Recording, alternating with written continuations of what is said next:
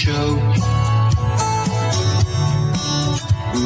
whoa, oh, whoa, oh, whoa, oh, whoa, oh, whoa, oh. Theology. We're sorry. You're welcome. Hi guys, welcome to Bottom Shelf Bible Study. I am Jesse Cole Ward. This is Peggy Caroline Murphy. Today we are diving into the book of Daniel. Big old who's who of rad information going on in the lion's den. And we have Shadrach, Meshach, and Abednego in the fire.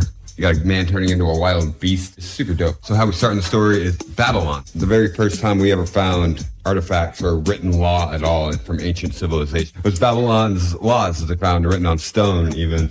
Why is that relevant to our stories? No, you are hitting it right on the head. Babylon seized Judah when in Jerusalem, and because they seized them, Nebuchadnezzar, who was king at the time, decided, hey, I'm going to take some of these with me. I'm going to give them new names. I'm going to put them through school and all sorts of shit like that. He did. King Nebuchadnezzar would go to the places that he wanted to take over. Kidnap, for sure, the good-looking kids. He was a good ones and the smart ones. The ones that look like they were capable of learning, and the ones that don't hurt my eyes when I look at them. Yeah, right. Hey, Mom, you don't look worried at all. So he took them to their new homes, his new Babylonia homes, and he wanted to acclimate them to life as a Babylonian. Babylonian name, and thus forth, they were Babylonians. And anyone who didn't make the cut didn't matter, because you guys can stay here and do whatever the hell you want. Right. We're going to Israel. You mean Ugly Town? So all of the previous 7s were now 10s, and I think it was a win-win for everybody. Daniel and his buddies were among the few to make the cut to go to Babylonia. Their new names were given to them, and it was Belteshazzar. Wait, their names aren't easy to say, are they? Formerly known, but will always be known as Daniel. And then, what were the other 3 names? Shadrach, Meshach, and Abednego. Yes, those 3. And every name shall have 13 syllables. But none of them will have as many letters as my name. My Nebuchadnezzar has silent Z's, F's, and Q's. Flows right off the tongue. What do you call him? King Nabubu? King Nabubu. It hurt my tongue. Crap. Oh, that's excellent. Yeah, King Nabubu is way easier to say. Yeah, at first I was like, who are you talking about? She's like, King Nabubu. Because there's a lot of letters in Nebuchadnezzar. Like, my baloney had an Nebuchadnezzar. Also, when I read it at first, I was saying Nebuchadnezzar, and I kept going until Nebuchadnezzar, until you landed on Nabubu. King Nabubu of Babylonia. Which means... He was a Babylonian. Nice. Sleuths. I love sleuths. That's excellent. So Daniel and his buddies, their whole heart was of God. And I love that. I appreciate them for this.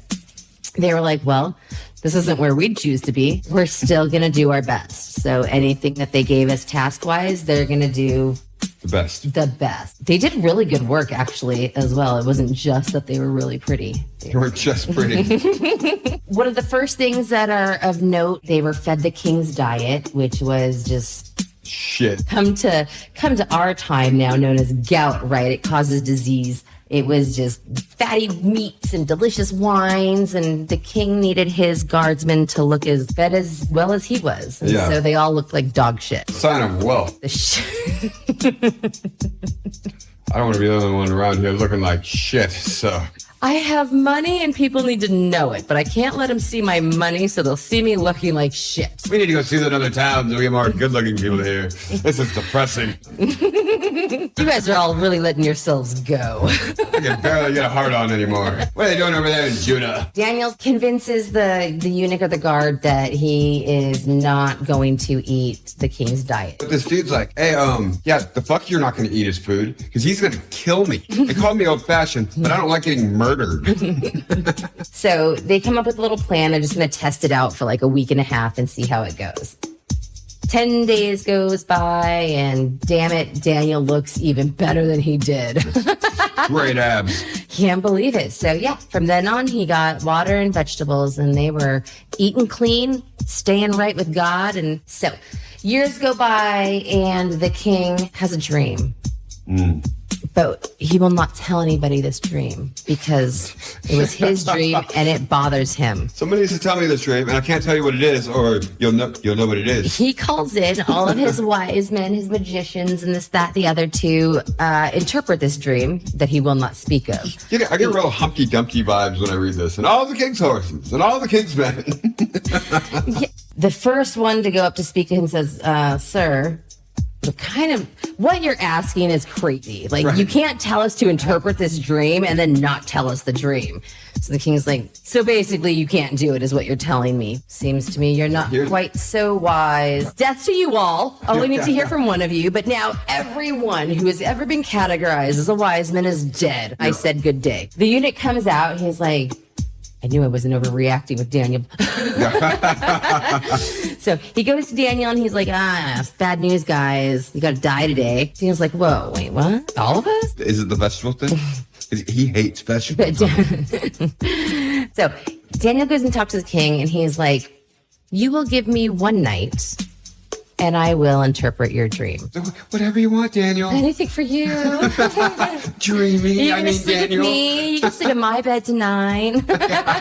Goes home, talks to his buddies, and he's like, "Hey, we gotta this." He's like, hey, so guys, we got a thing. We kind of got to come up with the meaning for the king's dream. And everyone's like, Daniel, you piece of shit. All right, what was the dream? He didn't tell me. What do you mean he didn't tell you? You're always getting us into these little. Oh, Daniel. So he had his prayer. He goes into the king the next day, and blessed by God, he was given the clarity on it. I love what he says. Just pay homage where homage is due. Blessed be the name of the God forever, for wisdom and might are his, and he changes times and the seasons. He removes kings and rises up kings. He gives wisdom to the wise. He had knowledge to those who have understanding. He reveals deep and secret things. He knows what is in the darkness, and the light dwells with him. I thank you and praise you, O God of my fathers. You give me wisdom and might, and have now made known to me what we asked of you, and you have made known to us the king's demand. Heard that. Again, astrologers, magicians, soothsayers, none of them could do it. Oh, but Daniel did. Daniel and God did. You said nobody? He was then bestowed gifts and more gifts, and then also a pretty big title. He got just elevated, and I love that. All right, so after this, King Nabubu built an image of gold, is what it says. Hey, that looks like you, Nebuchadnezzar. He's like, oh yeah, I didn't notice. it's really big. Yeah, put it in the middle of the city. Now, there's a decree ordered. It is commanded, people of nations and languages. You ready? Yeah. At the time you hear the sound of the cornet, the flute, the harp, the sackbut, the psaltery, the dulcimer, lyres, zither, horn, planes, trains, automobiles, Kazoo? a kazoo, A banjo? a clarinet, a trumpet, saxophones, trombones, All the bones. and all kinds of music. I hope there's the tambourine playing monkeys. Well, they're going to be here, but King Nebuchadnezzar stupid killed them all. Why did he kill him? Oh, because if you don't stop what you're doing when this music plays and worship this statue, you get yourself thrown into a furnace. That's right. DJ Nebuchadnezzar's beat just dropped and you best get funky, bitches. It's like musical chairs, but like there's not enough space for you. Guess what? Furnace time. So that's so good. But you know what? The three buddies, my homies, couldn't do it. What are their names? Ratchak, Meshach, and Abednego. Yes. They were not going to do it. They were not going to bow down to anything God. that isn't God. Their God. Our God. Your one true There is living but God. God. And so there were some tattletales amongst them that were like jealous of the Jews. They were Jew jelly. And I love that. they went to Nebuchadnezzar and Nebuchadnezzar. they went to him and said, the best time of the day is when we get to worship you. My favorite. Tell me, I was just telling you earlier before we got here how much I love worshiping King, our King. You. There's like, 3 Jews, Crab Shack, Patty Whack, and the other one. Yeah. They are not doing the thing. Tattletales, they were. So you need to make an example of them. And burn the Jews. and burn the tree. Oh, man.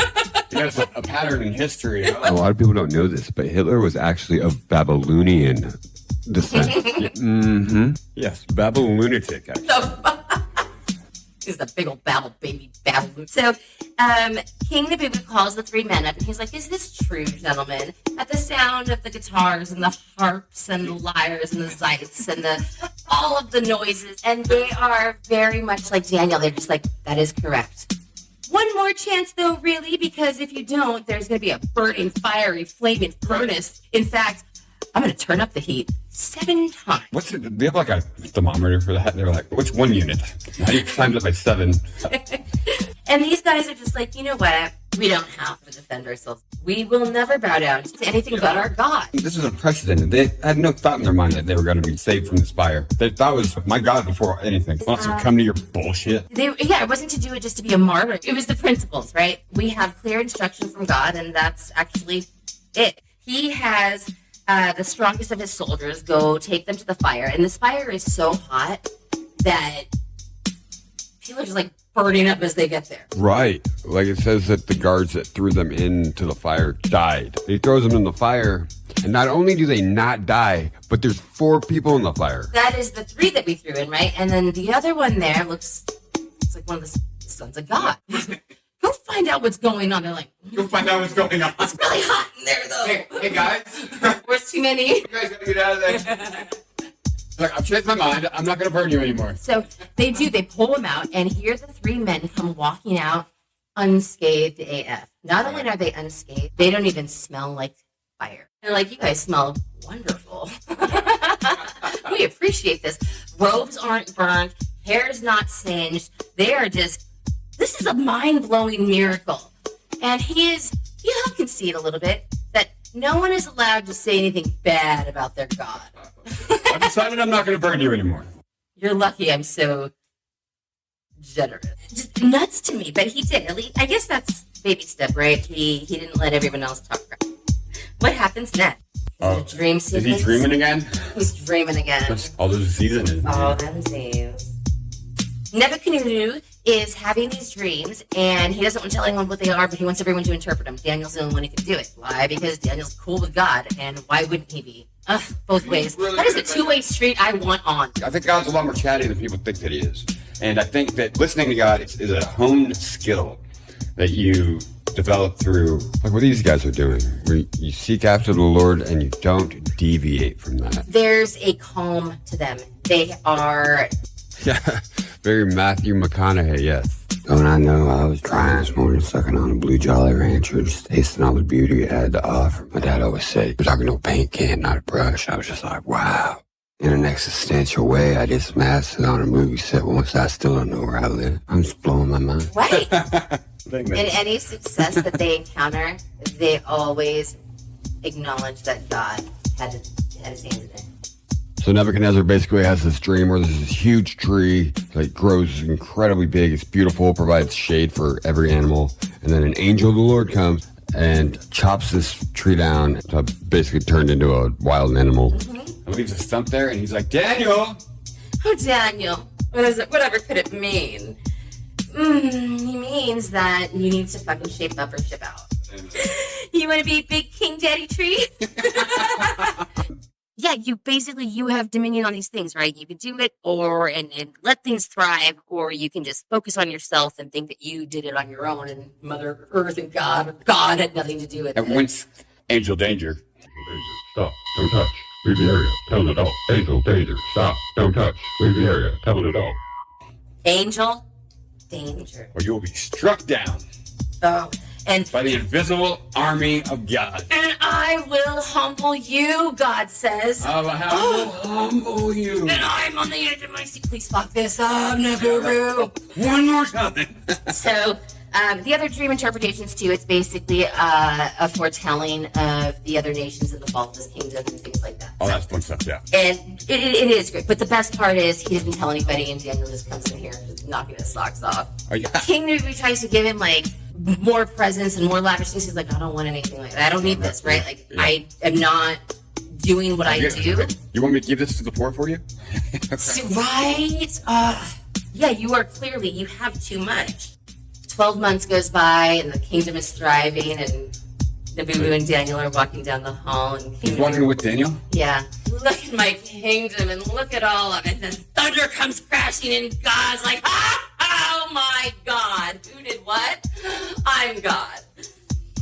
Sends him to the fucking fields like a wild animal to eat like an animal and drool and fucking lose his mind, and he is just straight gone. Very bones and shit.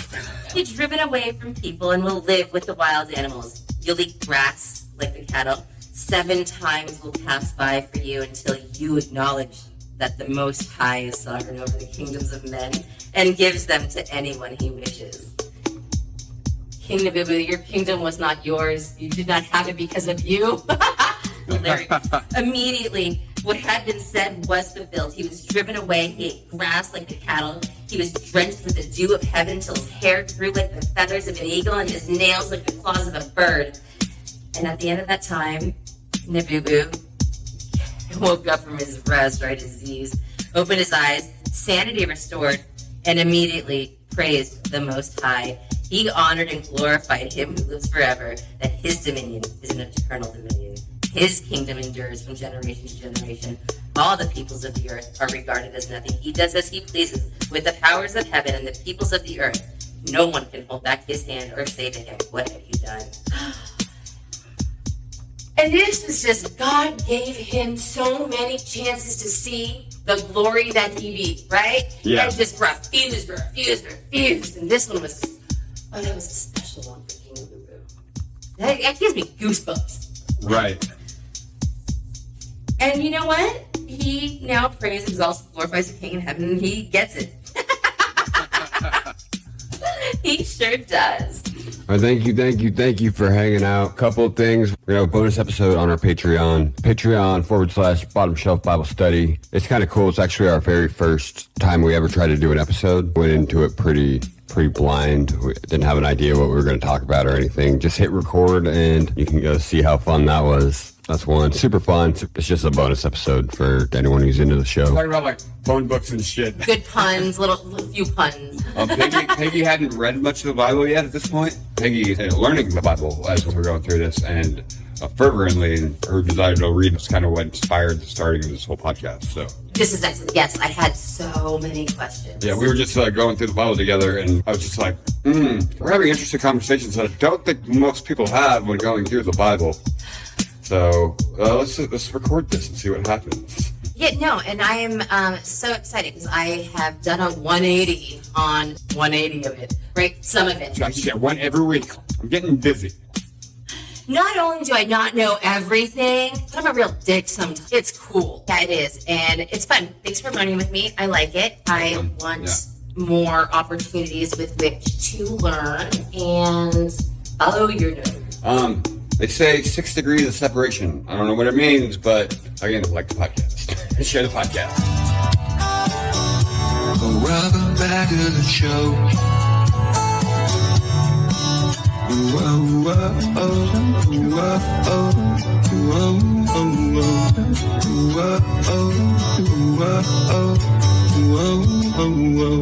Theology.